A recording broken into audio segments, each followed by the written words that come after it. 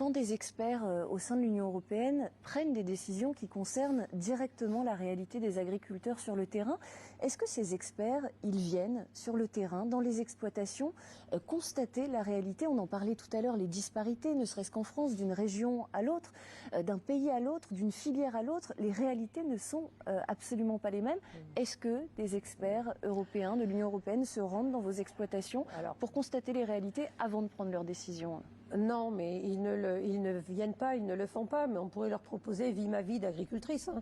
Et là, ça leur permettrait de voir effectivement in situ. Parfois, ils écrivent des obligations qui sont impossibles à mettre en œuvre.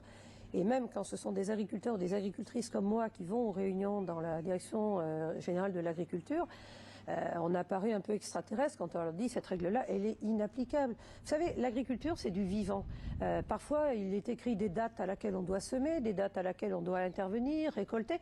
Mais si le climat ne marche pas, si le climat n'est pas là, je me souviens d'un été où il fallait absolument semer avant le 15 août. Il n'avait pas plu. La terre, c'était de la poussière. À quoi ça sert de mettre des graines dans la terre si ça ne pousse pas parce que le sol est complètement sec? Eh bien, il fallait quand même dire à l'administration, j'ai essayé de semer, mais ça n'a pas marché. Enfin, c'est assez invraisemblable. On ne peut pas mettre l'agriculture en équation mathématique. Ça ne marche pas. Le vivant, c'est le vivant.